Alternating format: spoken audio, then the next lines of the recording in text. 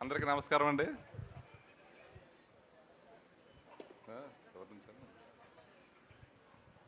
ఈరోజు మా రావు Bahadur song release ఈవెంట్కి ఇచ్చేసినట్టు అందరికీ మా కళల్లో ఈ ఆనందం చూస్తాకి వచ్చి మీరు ఈ పాట నచ్చిందని చెప్తుంటే మళ్ళీ మాకు గ్రాండ్ ఎంట్రీ ఇచ్చి మా సినిమాకి మాకే గ్రాండ్ ఎంట్రీ ఇచ్చి తీసుకొచ్చారు. చాలా సంతోషంగా ఉంది. ఈ సినిమా మేము మహా వెంకటేష్ గారు, సత్యదేవ్ గారు వీళ్ళిద్దరిని నమ్ముకొని మేము ఈ చిత్రం చేసామండి. 3 years బ్యాక్ సత్యదేవ్ గారితో అసలు సినిమా చిత్రం మేము తీయాలి. మహా వెంకటేష్ గారు ఇద్దరు ఈ కాంబినేషన్ రావటం, మహేష్ బాబు గారు, నమ్రత గారు ఈ కథ ఓకే చేయటంతో నాకు కూడా ఈ సినిమాకి అవకాశం వచ్చిందని భావిస్తున్నాను. ఇది చిటికేడు ఉప్పు మాత్రమే, ఇంకా చాలా వింతలు ఉన్నాయి ఎందులో అన్నారు సార్. అలాగా ఇప్పుడు జరిగింది ఒక చిన్న శాంపిల్ మాత్రమే. ఈ సినిమాలో చాలా అద్భుతమైన సన్నివేశాలు, ప్రతి పాత్రకి ఆ మనిషిని ఎలా ఎంచుకున్నారో మహా వెంకటేష్ గారు అన్నది మాకే ఆశ్చర్యం వేస్తుంది. ఎందుకంటే ఎక్కువ చెప్పలేకపోతున్నాను, అంత అద్భుతమైన సినిమా తీశాడు ఆయన. ఆయన ప్రాణం పెట్టి సినిమా తీశారు.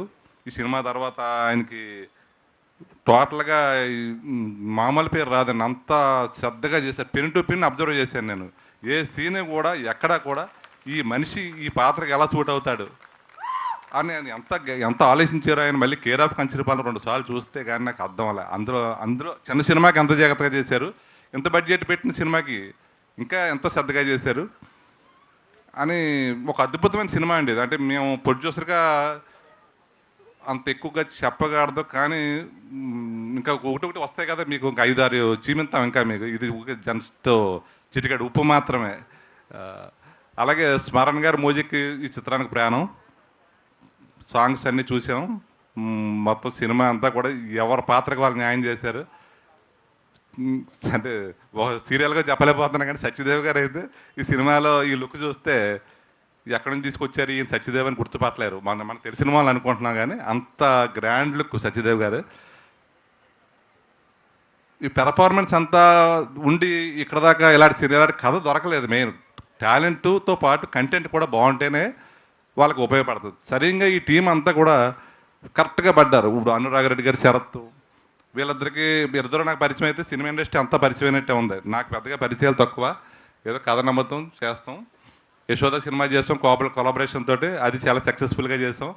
కానీ ఈ సినిమాలో షూటింగ్కి వెళ్ళినప్పుడు చూసినప్పుడు ఏంటిది ఇంత అద్భుతమైన మహా వెంకటేష్ని నాళ్ళు మనం ఎందుకు కలుసుకోలేకపోయాం.